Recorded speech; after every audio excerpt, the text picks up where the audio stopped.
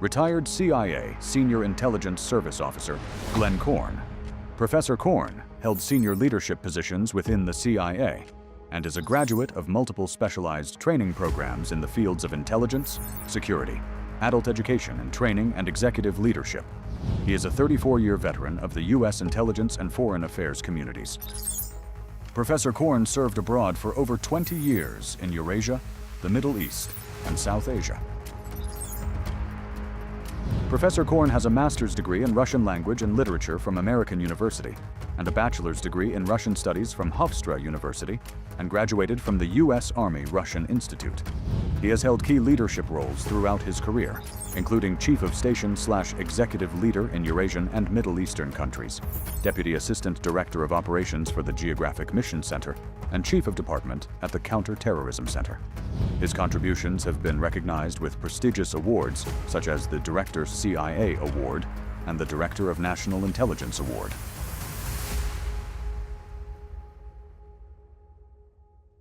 Professor Corn, it's a great pleasure to have this conversation with you today.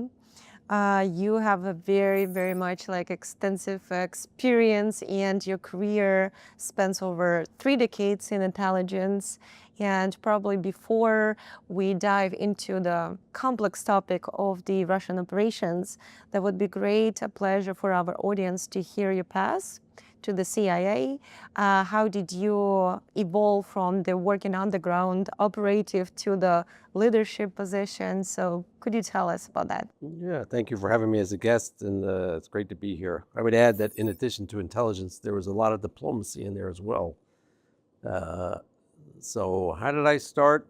I was a Russian language and literature major in college in New York in the 80s, and I was very interested in Russian history, at that time Soviet history, based on some family connections and family history, and Russian literature. I was a big fan of Russian. I was just telling a group of students at the Institute of World Politics where I teach, Dr. Zhivago was one of my main motivators when I read that book as a young person. So anyway, I studied Russian. I was originally, when I graduated from college, I went to work for the Army, for an intelligence unit in the Army. This is at the end of the Cold War, still during the Cold War. And then I did that for a number of years. And then I went to work for the State Department and was with the State Department for a number of years. And then I joined the CIA. And so I had kind of a progression through different government positions. I got to see a little bit of what we call the intelligence community, mostly working up until 2001, 2002 in the Russia kind of former Soviet space. And then of course, after 9/11, like many Americans, I got very involved in counterterrorism work. And I got to work in the Middle East, in Eurasia, in South Asia. So I spent most of my career overseas, and a couple of tours in our headquarters in Washington, and then I retired in 2023. And when I retired, I started teaching graduate school at a school here in Washington, D.C. called the Institute of World Politics. I teach a course on the history of Russian-Soviet intelligence, and I teach a course on Turkish national security policy. And I'm very proud to say my students recently asked me if we could create a course on Ukrainian history, because they recognize that Americans don't understand enough about the history of Ukraine, and that it's different than just Russian history. And there's a lot to learn, about Ukrainian culture, history. Of course, today Ukraine, I would say the one thing that the Russian invasion of Ukraine has given us that's positive is that I think there's a recognition now of Ukraine as an independent country, and I like to say a future leading country in Europe. Even today, it's a leading country in Europe. So that's a little bit about my story. I should also mention I have a podcast. I have a friend of mine and we have a podcast called the Restricted Handling Podcast, and we dedicate it's a geopolitical podcast, and we do a lot of our podcasts are focused on Ukraine and the Eurasia space. Thank you so much for sharing. I really like the question of your students to create a course on the Ukrainian history, because that's really much not addressed, and it's kind of like A lot of, I would say, even like in Europe, not everybody knows, not even like, not talking about the America, so. You know, I would say that I worked in the former, what we call the former Soviet Union in my career, and what I saw was, you know, the Russians, you know, going back to the Russian Empire, they dominated the region and they dominated the countries that were part of the Russian Empire, then part of the Soviet Union. And they promoted Russian culture, Russian history. And we have to remember that during the Cold War, the US didn't have embassies in Kiev or, you know, Baku, Bishkek. We only had an embassy in Moscow. We had a consulate in St. Petersburg, and the Russians were able, you know, even during Soviet times, everything was understood through the lens of Moscow, right? So it's very important now, since the collapse of the Soviet Union, you know, we probably were slow in promoting understanding and study of the different countries. And, you know, I have Americans ask me all the time, they're like, what's the difference between Uzbek and Russian, right? It's completely different language groups. So we got a lot of educating to do. And of course, when it comes to Ukraine, it's very, very important because a lot of the disinformation that is promoted is based on a misrepresentation of history, which the Kremlin has been very actively doing for the last 20, 25 years. That's for sure. And we kind of like already, I think, moved to this topic of the Russian disinformation and the Russian operations. So as you already mentioned that you have a course, you teach in a course in the Institute of World Politics on the methods employed by the Russian intelligence services. And it is well known that contemporary Russian disinformation traces its origins to the Soviet KGB doctrine of active measures. And in your writing, you have noted that the Russian Foreign Intelligence Services, known as SVR, and the main intelligence directorate, which is GRU, actively employ what are known as operational combinations to legitimize fabricated narratives in the West. So here that would be great to hear your perspective as an intelligence officer, as the former intelligence officer. How would you describe the defining signatures of Russian information and psychological operations today? Well, I would go back even before the Soviet period, you know, going back to Tsarist times. The Tsarist Okhrana was very good at disinformation. And of course, operational combinations is one of the things we teach in the course. It goes back much, much further than, you know, the Bolsheviks stealing power in 1917 and the creation of the Cheka. One of the greatest, and I hate to say this word great because it's not great at all, but it's very important to discuss it, and it's very timely today in the United States and in Europe, where we see the rise of anti-Semitism again. Best examples of a disinformation operation, which I can cite, is the protocols of the Elders of Zion, which were created by the Okhrana. One of the purposes that it was recreated, this fabrication that claimed that there was a Jewish conspiracy to control the world and then disseminated. One of the reasons that was done is to take pressure off the Tsar because of failed agricultural and economic policies, and to create a scapegoat for the problems of the empire. And we've seen that throughout history. People, you know, up till 5-10 years ago were citing to me in other countries around the world, have you ever seen this document, the Protocols of the Elders of Zion? And I would tell them that was a disinformation operation going back to Tsarist times. It was a completely fabricated document. And yet it was promoted, and some people to this day believe it. They cite it. And then, you know, going into after the Cheka was created, Dzerzhinsky, Felix Dzerzhinsky, and the leaders of the Cheka, and then the PGU, OGPU, they took a lot of the expertise from the Okhrana and they used that. And, you know, what we talk about in our course is operational combinations, large-scale offensive counterintelligence operations. The one that used to be taught a lot in the States, it's not well known anymore, it's called the trust operation, where it was the Soviet intelligence ran a mass-level disinformation operation against both the white movement based in Paris and then some of the allied intelligence services, feeding them information, recruiting double agents or seeding dangled agents into the network, using them to amplify different themes that were of interest to Moscow at the time in a very, very effective way.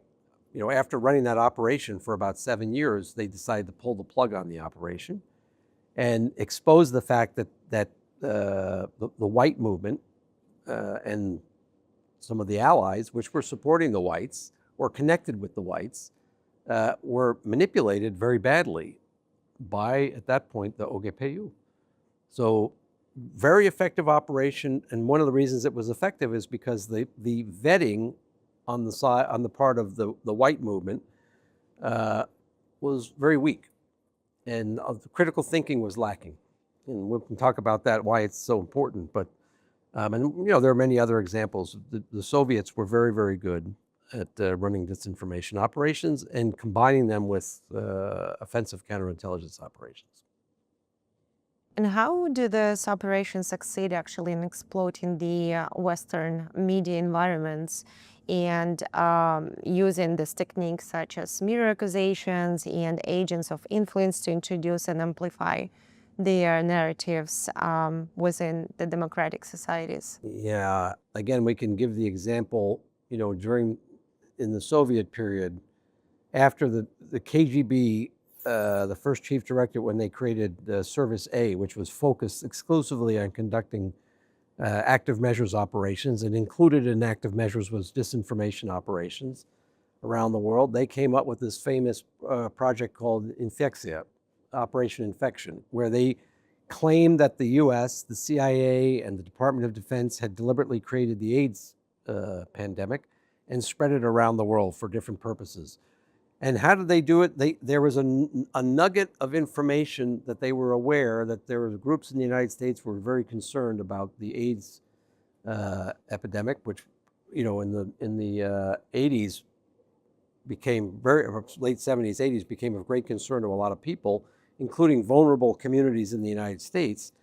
The KGB took that information and then they amplified it, or they twisted it. They added elements which were fabricated to weaponize it against the US government, to try and discredit the US government both domestically and internationally.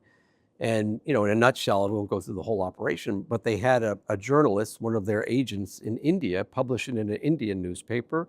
And then it's important to say that the Soviet intelligence services and the Russian intelligence services today act in close coordination with the official overt information organizations of the Russian Federation. So whether it's Russia Today, Sputnik, the Kremlin spokesman, Maria Zakharova in the MFA, they're all working together in a unified information campaign. And at that time, they used the information from this article in the Indian newspaper.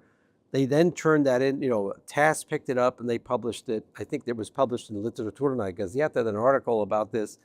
And then Western media sources started to pick up on the story and repeat the story, right?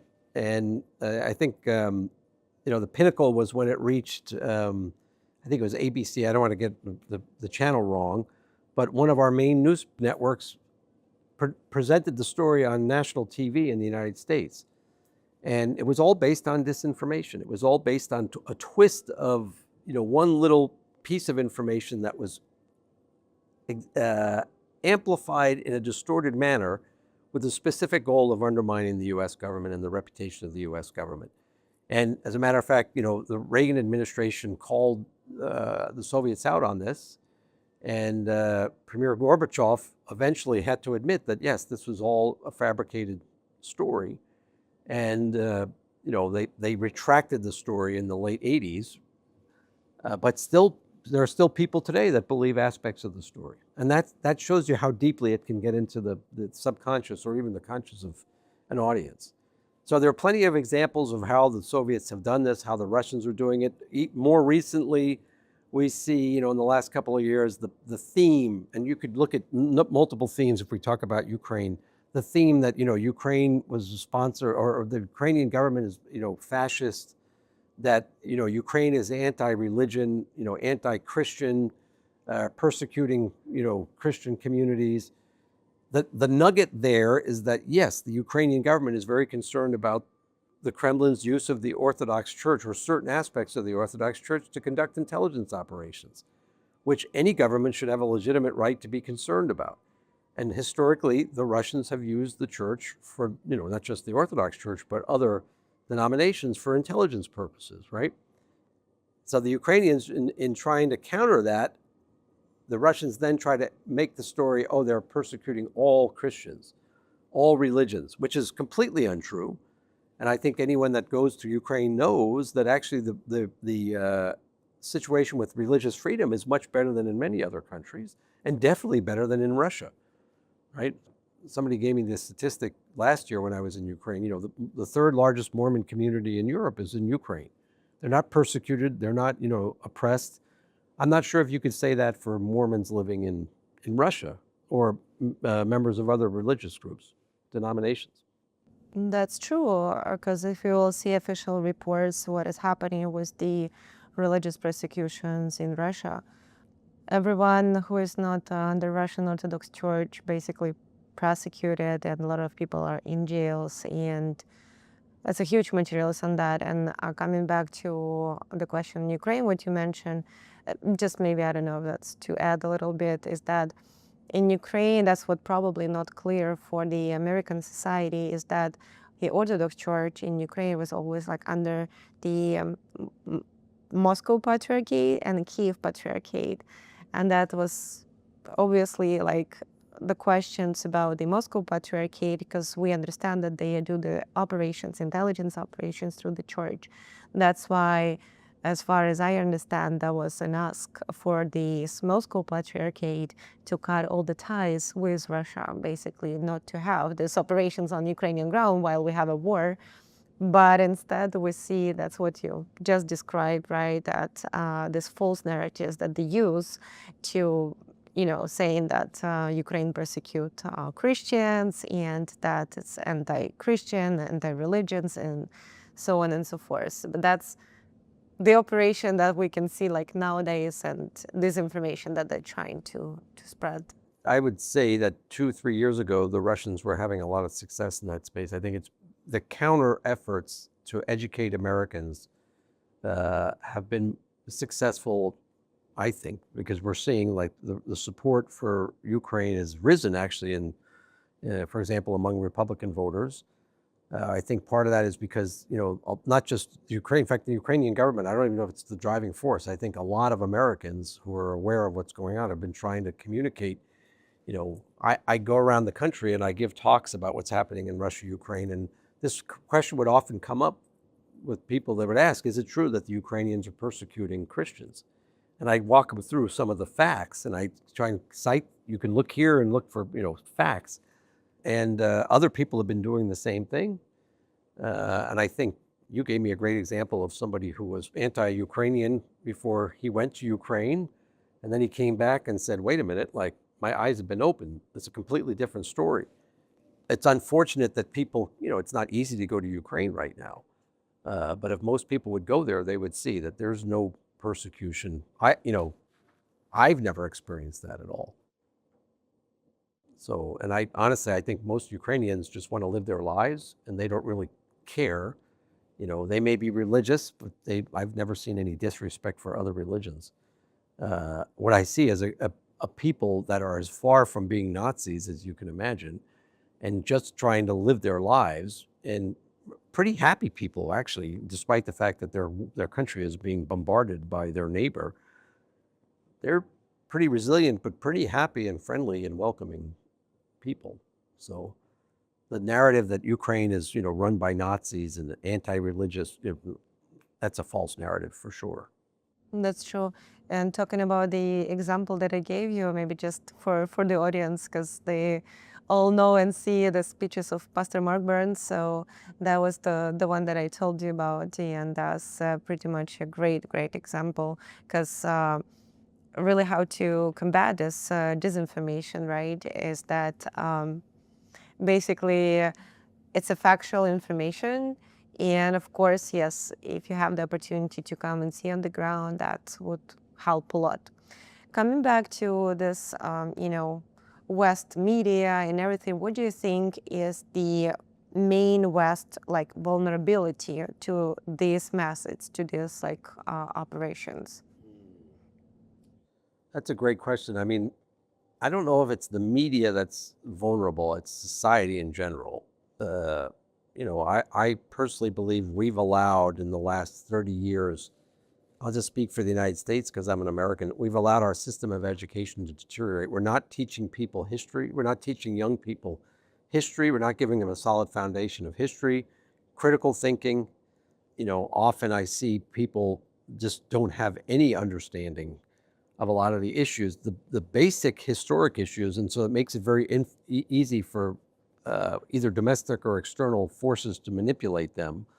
And then, of course, the critical thinking piece. In today's world where there's so much information online and it's so accessible, you're hit all the time with the flood of information.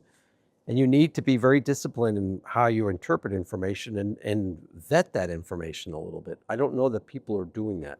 If we go back to this example of the test, one of the reasons it was so successful is there was just a lack of vetting to really ask hard questions of some of the information that was being fed, right? And I always tell my students, the Russians have this great saying, "Бесплатный сыр только бывает в мышеловке," right? Free cheese is only in a mousetrap. When something is too easy, including information which is being pushed at you, you should think that maybe there's a mousetrap there. Maybe someone's trying to trap you. And so you should probably do a little homework before you accept just a blurb of information you see, a headline you see. A lot of the headlines we see today in the news and on social media are designed to elicit a response, which is very emotional. And they're very misleading headlines, right? And by the way, that's not just the Russians are doing that. We're doing that to ourselves. And people in the media space and people, that are using that to get clicks or to get attention or to sell newspapers or magazines, in my opinion, should be ashamed of themselves, because it's really hurting. When we talk about protecting democracy, it's not helping democracy at all. It's actually hurting. It's undermining the future, for future generations, which I would hate. It's sad to see. Yeah, I agree. And definitely when you see the media and you understand that all this very high titles that catches your attention so much, and then all this emotions, and you literally it pass through the critical thinking, and you just you only feel this emotion and you stop thinking at all. You just accept it. And then what if one part of population accept one thing, another part of population accept another thing, and that's how we have this division, that's how we have all this social unrest and everything. What I'm saying is that I agree with you that it's harmed so much. And we now see it with our own eyes, even in the United States, unfortunately, how it was able to make it and continue to make it every single day, to divide people and basically no critical thinking at all. I think it's encouragement to everyone, just really much think and stay calm and check the information, like you said. Take a deep breath when you're getting ready. And I always tell my friends, don't just forward stuff, because it's so easy now. It's a click and you can send it to a whole mass of people. But what's happening is people take a piece of disinformation and they spread it, and then people start sending it around, and then people say, well, it must be true because 10,000 people have looked at it and commented on it. But you go back and say, where's the evidence here? Where's the actual fact? Where's the hard evidence that this actually happened? It's not there, but it's being propagated and pushed, and it's emotional. I get it. I see this stuff sometimes too. I read it and my first response is I want to, oh, I'm angry about this, or how dare they do this? But then when you dig into it, it's actually, there's nothing there.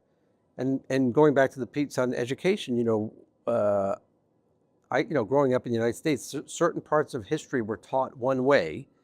And then when I went overseas and I started studying, for example, the history of one issue from the point of view of the people of that country, it was completely different than the way it was taught in the United States. And there's a reason why it was taught a certain way in the United States, because of the influence of propaganda.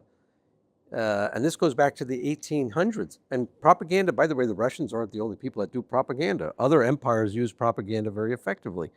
And I started to look and say, okay, actually, this issue, when you see it from the historic perspective of the people that I thought were evil is actually completely different.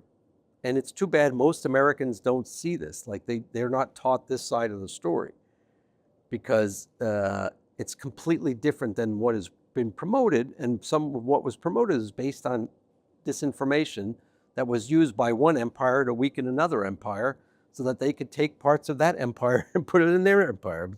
You know, it's been going on forever.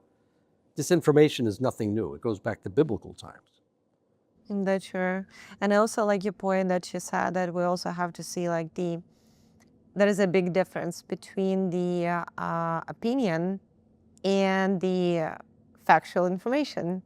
So we don't have to, if we hear from somebody that's just stating, but again, we have to check if there is a factual information or it's just the opinion of the person. Yes. Yeah. I mean, again, everyone's entitled to their own opinion, you know, assessments, but look for facts. Like, try and do some research. There's a lot of stuff that's put out in the U.S. media. It's you know, it's one of my complaints about the media.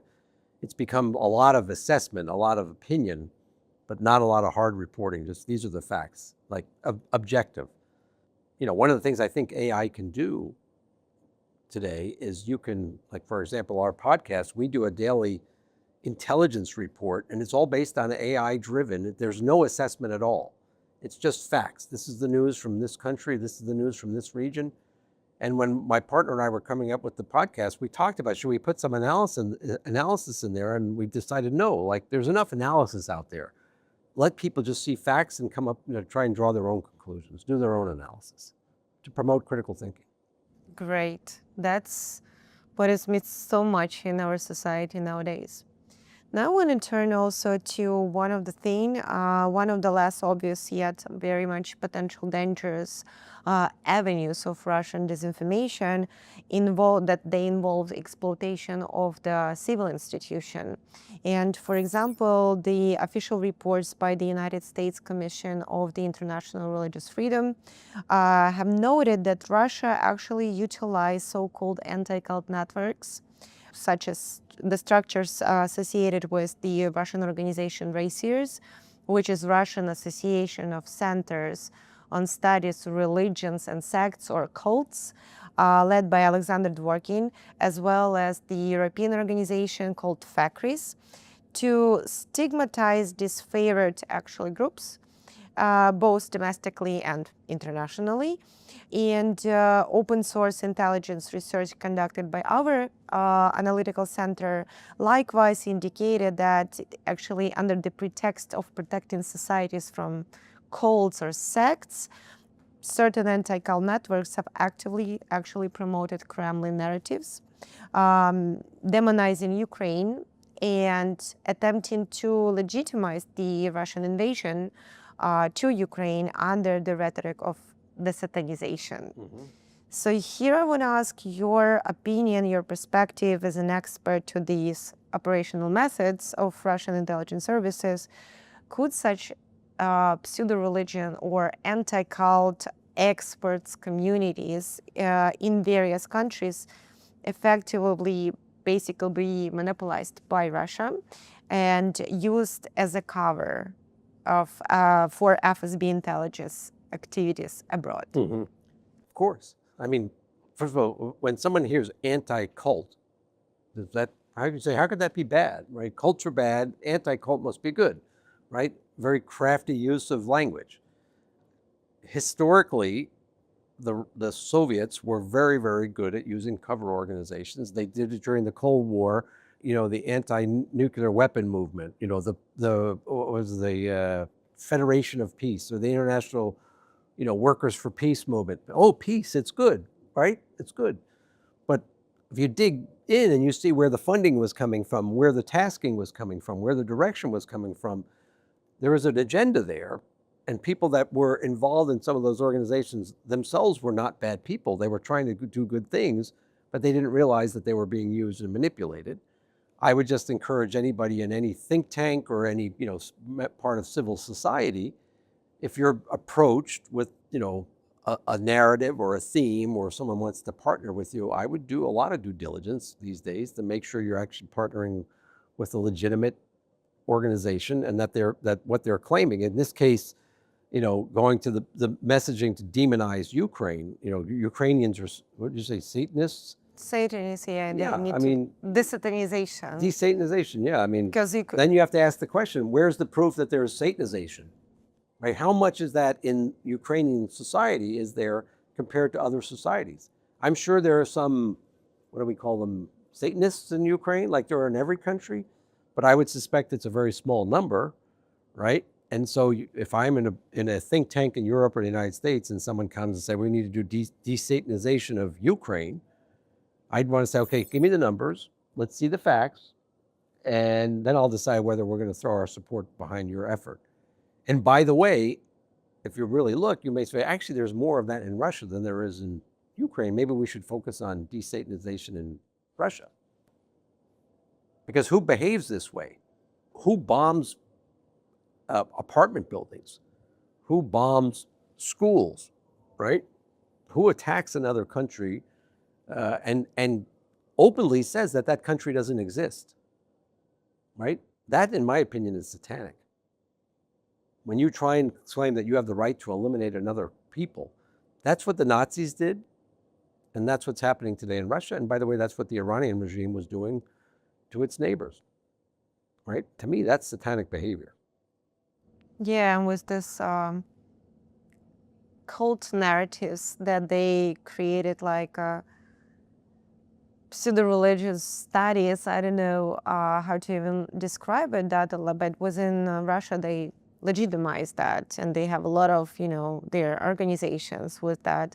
And over like more than 20 years ago, that was basically promoted the narratives that, just using this term, that the entire, like, the government, the politicians of Ukraine, they're cult member. And then that all Ukraine become like a cult, and so on and so forth.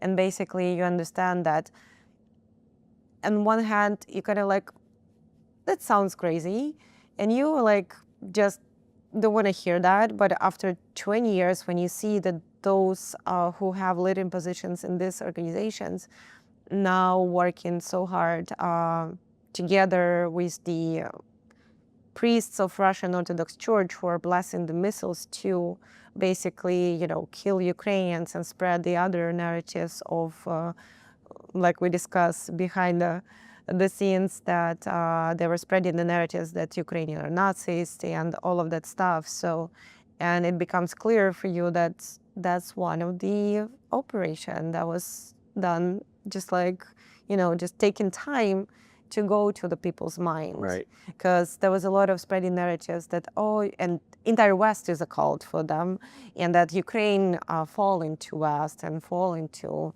this cultists way of entire West and so on. So, but yeah, thank you so much for your answer. And my question would be, what do you think is that should democratic actually governments reconsider such, anti-cult experts and treating them instead as potential agents of the foreign influence, if we can see their narratives in different countries right now?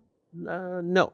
I mean, I would say if a foreign government in what we call the West sees that they're getting funding from another foreign government, or they're getting tasking or direction from another foreign government, then they might treat them as a foreign agent.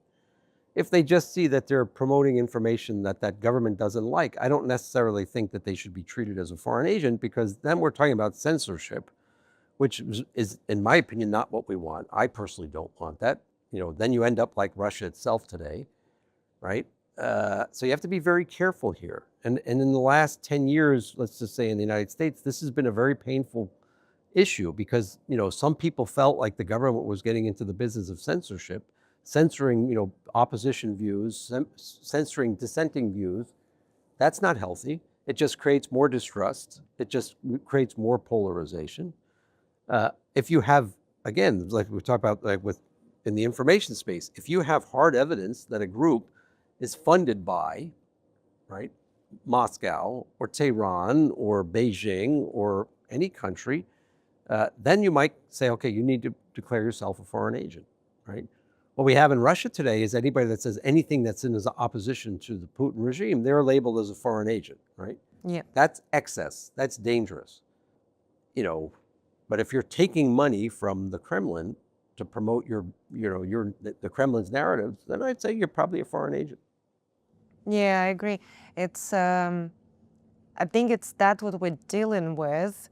We have to protect the freedom of speech. We have to understand the danger of the censorship. And at the same time, we understand the Russian operation, not only Russian operations, but this disinformation attacks and everything. So, yeah, I understand your point of view, and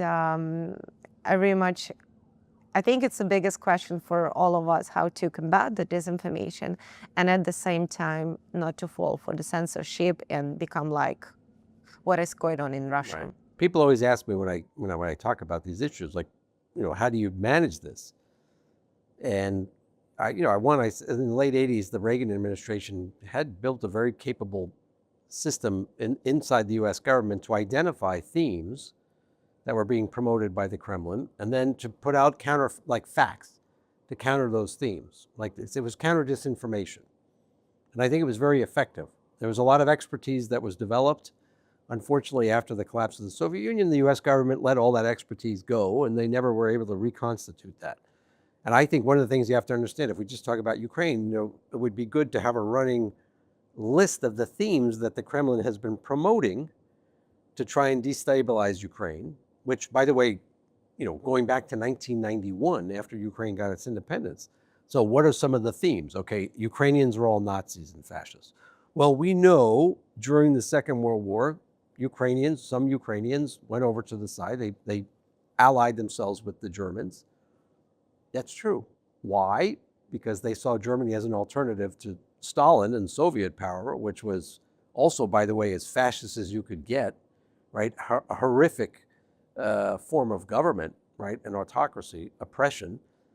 And so there's some basis of fact there historically. Yes, there were, when you use this word like politsai, some of the figures in Ukrainian history are labeled as being fascists. Well, maybe they weren't fascists. Maybe they were fighting for their freedom of their country.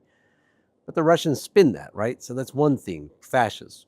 Then the other themes I've seen them use, yes, anti-religious, anti-Christian. That is designed, especially in the United States, to go to the heart of the Christian community, which has political influence and, is very strong in the United States. They want to go after, there was theme that Ukraine is a hotbed of, weapons smuggling. It's a threat to Europe, drug smuggling, terrorism is all going through Ukraine. The Ukrainian government is giving safe harbor to terrorists, all highly exaggerated. What's the theme you see a lot? Weapons that were provided by the US or NATO to Ukraine are now in Mexico. They're being used by drug cartels. They're being sold by the corrupt Ukrainians. President Zelensky is snorting cocaine on a yacht, and he's not really in Kiev. These themes are put out there all the time, and they're emotional for some people, and they react. And I still have Americans say, like, why are the Ukrainians selling all the weapons we're giving them? Well, no, they're not, right? Maybe they've lost control of some weapons on the battlefield, which happens in any war. And maybe some of those weapons ended up in the wrong place. It doesn't mean that, as a policy, the Ukrainians are selling weapons or that there's this mass corruption. Does Ukraine have a problem with corruption? Absolutely, right? But if you compare corruption in Ukraine to Russia, there's no comparison. Because on the scale in Russia, it's out of control beyond any understanding. And two, in Ukraine, there's civil society has some ability to counter that. And we saw that this summer, where people went to the streets to protest when there was an effort to, stop the instruments of government that were designed to counter corruption. And then we saw later on some senior Ukrainian officials lost their jobs because they were involved in corrupt schemes. So that means that there's a consequence. Same in the United States. Is there corruption? Yes. But people should generally know there's a serious consequence if you get involved in a corrupt scheme. In some countries, there's no consequences. It's almost like people are encouraged to be corrupt. That's not what I see in Ukraine. Problem with corruption? Is there corruption? Sure. Does it mean that everybody's corrupt? No. Does it mean that all of society is corrupt? No. And does it mean that you can't deal with Ukrainians because they're so corrupt? We shouldn't be assisting them, in my opinion? No, it's the opposite. We need to help Ukraine, to move Ukraine, and by the way, this is my message to all American business. The way to do this is get American business involved in Ukraine. Get American businesses invested and side by side with Ukrainians. That's the best way, in my opinion, to deal with the danger of corruption. Not by attacking the Ukrainians and then allying with the Russians. That's the most corrupt country you could imagine. Sorry.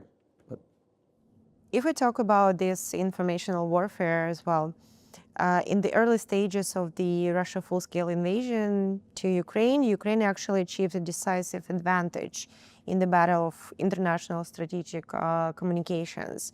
However, analysts now note that Russia has shifted to a strategy of informational attrition, systematically saturating the information space with the disinformation, while fostering fatigue among the international audience. That's what we basically discussed.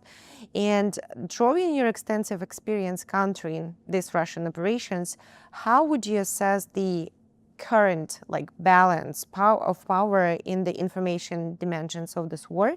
And what do you think specific steps should Ukraine and the Western allies take on the international stage to disrupt Russian disinformation ecosystems and break through this Russian information bubbles that actually sustain them? Right. Well, again, I mean, look, the Russians want the West to think that I said this, I wrote an article back in 2023 saying the war for Ukraine is being fought probably more in the information space, especially in the United States at the time, than it is on the battlefields of Ukraine. The fate of Ukraine is as much as in the hands of the Ukrainian people as it is in people in the West who are being hit with this narrative from the Kremlin that you're tired, you can't, we can outlast you.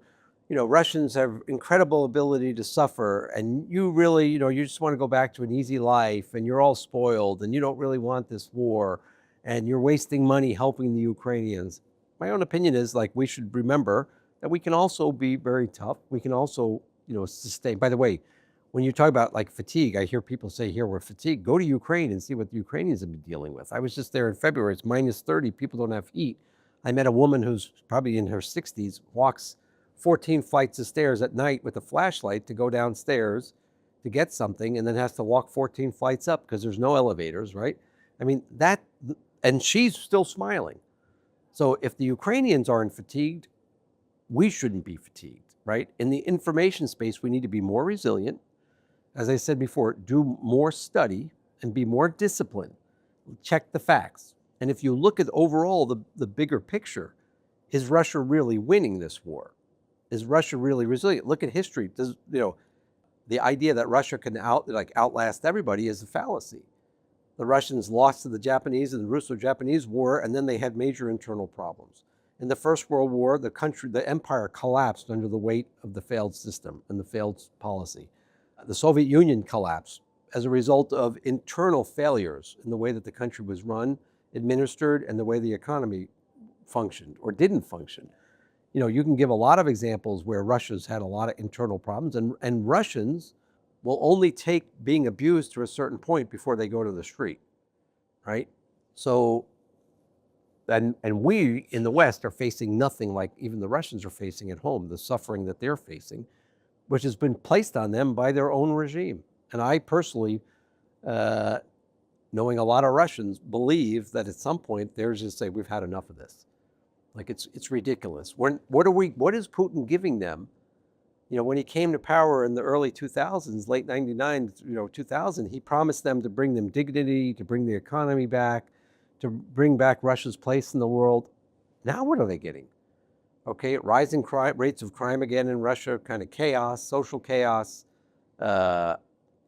shortages, unemployment, demographic problems. Are Russians respected now around the world more than they were 10 years ago, 20 years ago? No. As a matter of fact, I know many Russians living outside of Russia that are ashamed to say they're Russian. Putin did that, right? that's what he's bringing them? That's how Russia's going to be remembered?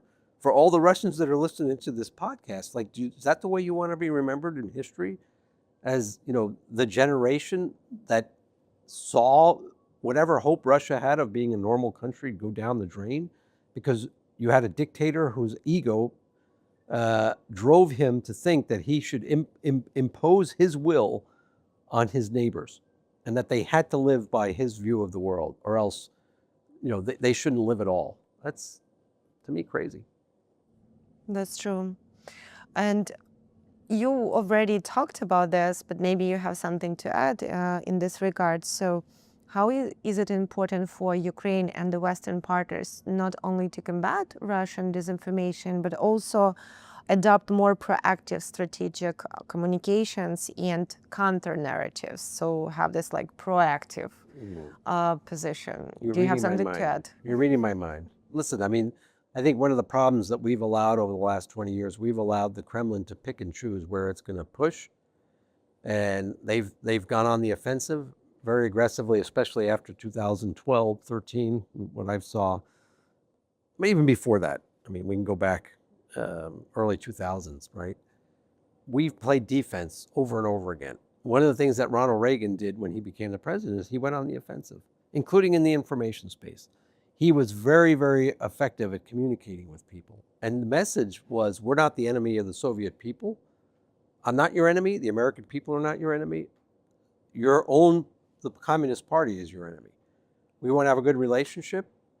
We're not the ones causing the problem in the relationship. And I say this all the time. Russians should stop and think, how many times now in the last year since coming to office has President Trump given Putin an opportunity to end this war?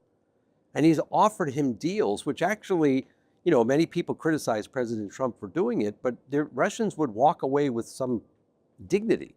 The Ukrainians don't like that, and I can understand why. But to try and get a compromise, he's offered compromise.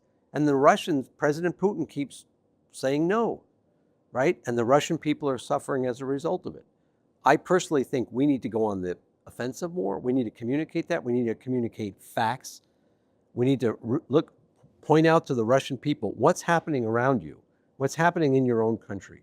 What are you getting from what's happening in Ukraine? Is it benefiting you at all? In what way is it benefiting you? Maybe a small percentage of the country that's in the defense industrial complex? Who else? Who else? Like, are the majority of Russians benefiting from this? No. Or is it promoting Russian dignity and power? No. Your allies are all collapsing around you, right? You've been unable to do anything to help them. You can look at Syria, you can look at Venezuela, now what's happening in Iran. And many countries which were kind of, you know, on the fence are now backing off because they see your behavior. And why? What does it get you? But I don't know if that message is delivered enough. And I think some people have taken the defeatist attitude that, you know, you can't promote information inside of Russia. And I don't believe that. During the Cold War, when the KGB was at its zenith of power, we still were able to, you know, deliver information into the Soviet Union. And I think we could still do it today. And it shouldn't be disinformation. We shouldn't focus on disinformation. Because I know the Russians think, you know, we're promoting disinformation. No. Counter what they're saying with facts. That's a great plan. What kind of patriarch is promoting war, is openly blessing missiles that are killing civilians, right? But that, to me, I think, listen, I know a lot of Russians, and I don't think that they really believe that that is right, right? And I know a lot of Russians too, and I think, you know, that they just would like to live their lives like the Ukrainians. They were dragged into this thing. Their sons are being sent off to die en masse. For what? So that is a message I think needs to be delivered to the Russian people.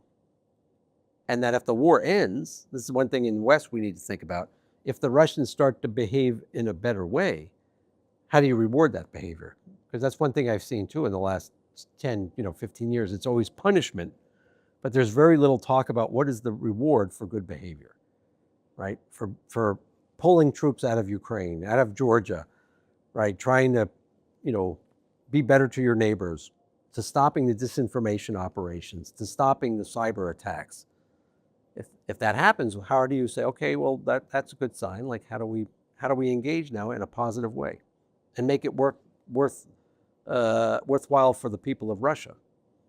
right? And I know like Ukrainians listening to this are all going to get mad at me, and I can understand why. It's very emotional. But I do think we have to think about how do you encourage those Russians that want to behave in a positive way to behave positively, so that they don't see that everyone is against them. That is one thing that Ronald Reagan did, and I think it was very effective. So I was a student in Moscow in the 80s, and it was the height of the Cold War, and yet every Soviet I met, they loved Ronald Reagan. There was a reason. Yeah, Ronald Reagan, actually the one who's respected across the world, and even by the people in Soviet Union, I would say, right? So yes, and he was like the one who did a very good job. And let's see what happens, what I'm trying to say. And that would be great that, yeah, as soon as possible, we'll be able to make that happen and really stop this bloody war and all these operations. So looking beyond the current phase of Russia's war against Ukraine, you have spent many years, as you mentioned before, working on security challenges in Eastern Europe and Eurasia. And how do you see and how do you envision the architecture of democratic resilience and security on post-war Ukraine? Mm-hmm.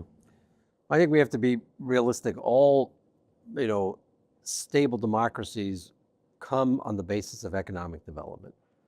So the future of Ukraine has got to be stable. Ukraine will mean economic development, prosperity for the people of Ukraine. That's going to require a lot of, investment, assistance, guidance.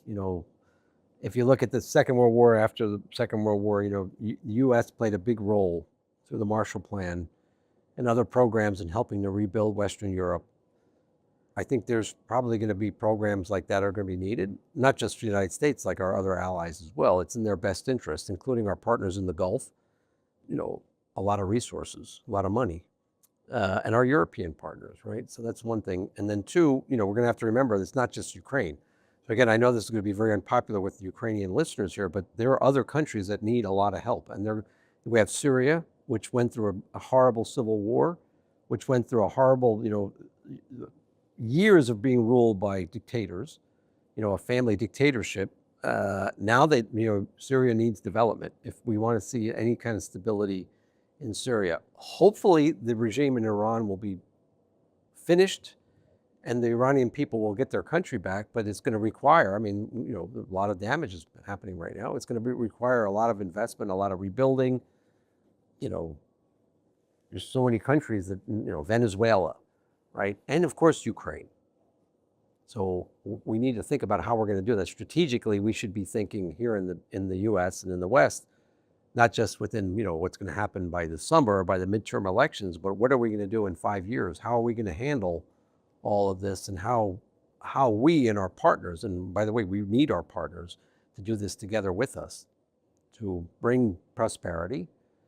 And then we should make demands of people that we help, like which we did after the Second World War. We are going to help rebuild Germany, but we have expectations of the form of government. We're going to help rebuild Japan, but we are going to have expectations. We're not going to allow a dictatorship, right? We don't want militarism like we had in the past. And in return, what the Ukrainians should understand, we'll just speak about Ukraine, one of the things I'm proudest of as an American is at that time, when we did that for countries, we helped them get on their feet and then we turned the countries over. I don't know of any other empire or country that's done that, where we rebuilt Germany and now Germany is one of our biggest economic competitors. We helped rebuild Japan. When I was younger in the 70s, Japan was considered a big economic threat to the United States. They put out of business a lot of the automobile industry because they were better at producing vehicles, like quality vehicles that were cheaper. We helped them get there, right? We built and then we turned over the industry to the Japanese.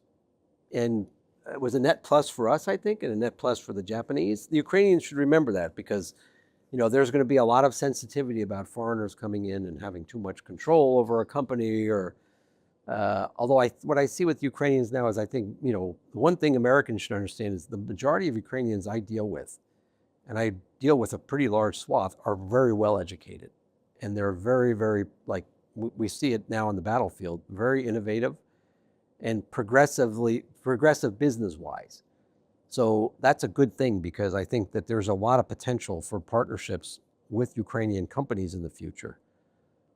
Now, when it comes to Iran, Syria, there's going to be a little bit different equation there.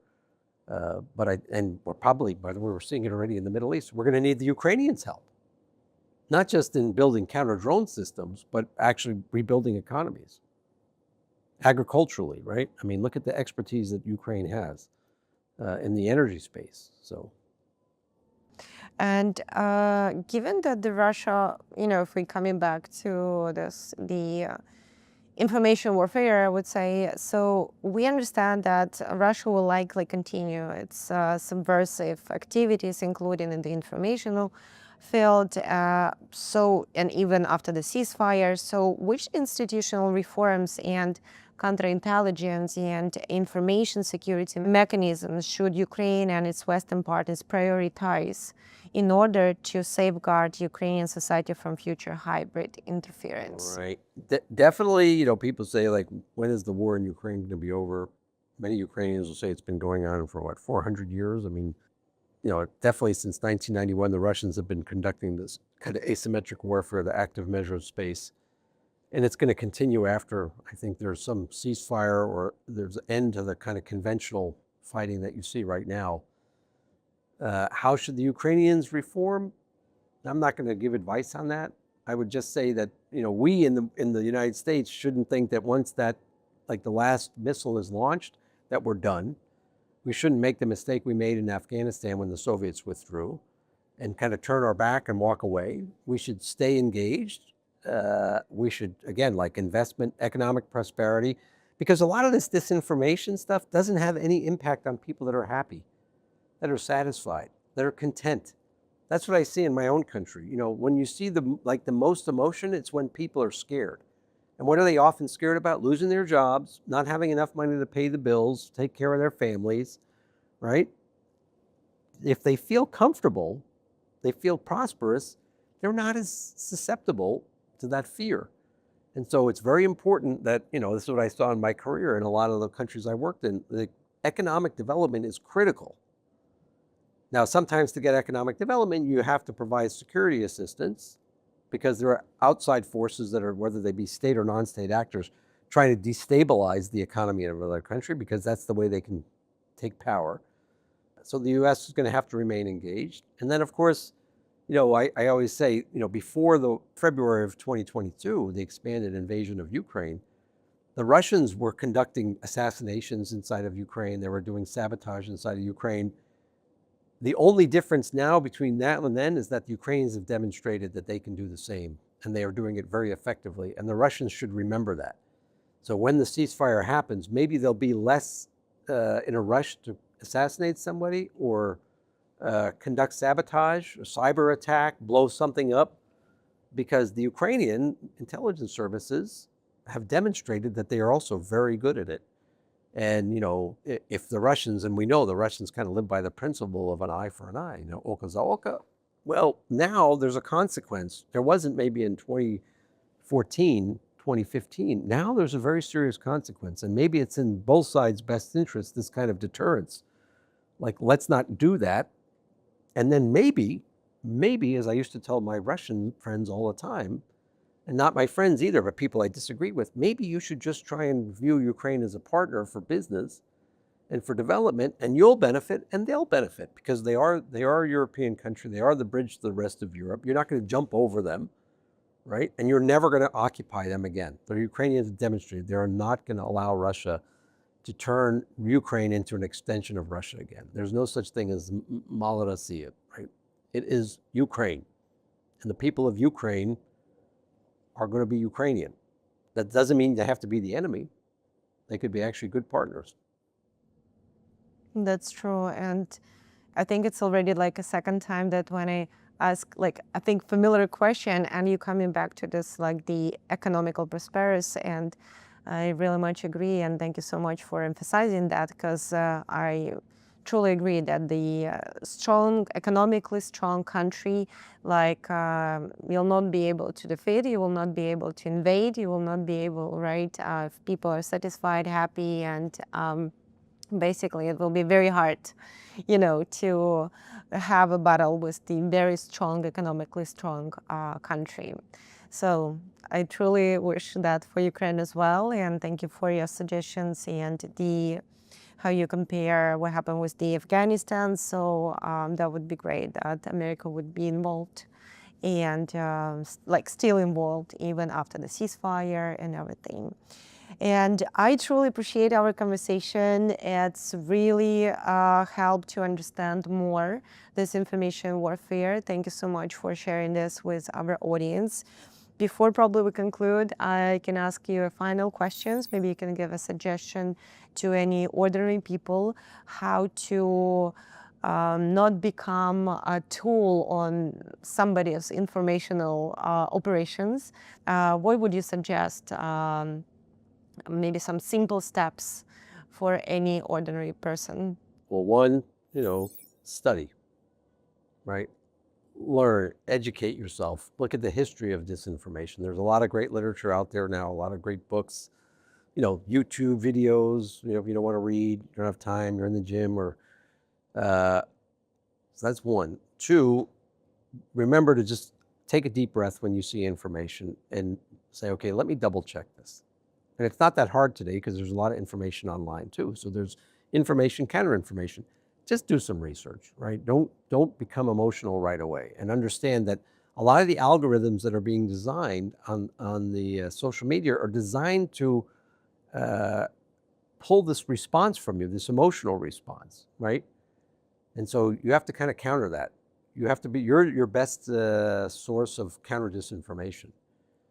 And the last point I'd say is remember that if you don't know something and you see information and that that pulls out that kind of response, your desire should be, okay, I want to fill that vacuum what I don't know. If you don't really know Ukrainian history, this is why I was so proud of my students, because we were talking about a figure in Ukrainian history, and they started asking a lot of questions, and I said, okay, how much do you know of the history? Well, not a lot. And then they came back to me the next class and they said, we want to create a course on Ukrainian history because we see there's a vacuum, there's a void. We want to fill that void.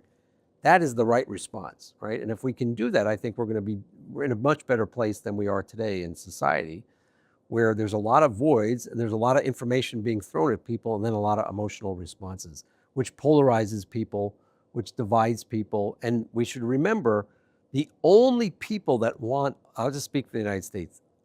Ask yourself, who wants us divided? Who wants Democrats to hate Republicans? Who wants African Americans to hate Caucasians? Who wants Asian Americans to hate Hispanic Americans? Divided, we're the divide and conquer approach. We see how it's worked in other places. Who shouldn't want that? We shouldn't want that. And that means that we should take the time and be disciplined enough to say, okay, did this really happen in this community, or did this pastor in this church, or did this imam really say that? Because we know during the 2016 election cycle, the Russians were putting information to different religious communities in the United States to try them to get to fight with each other. Why? Because they're trying to weaken society. They're trying to weaken society so that the government implodes, and then they can project their influence, and they can take, by the way, all the Americans listening, they want to take what you have. And they're going to do that without having to fire a shot if you don't show discipline. And instead of going to the gun range and, shooting, which, by the way, I like to do myself, but there's nothing wrong with that, but also take the time to read, because the best bullet you have, the best self-defense you have is your ability to think. So, and people are counting on us not wanting to think. That's true. Thank you very much for sharing your expertise. I think it's a great conclusion, and it's a very good advice for everyone to think in every single country, and specifically for America, because I truly believe that United States of America, it's the real land of the free, and basically it's the country that can really help to prosper the entire world. Right. So we should safeguard here, the freedoms, and we should make sure that we're not staying divided, because we understand who benefits from that. Thank you again for your time. Дякую. Супер дякую. Дякуємо вам.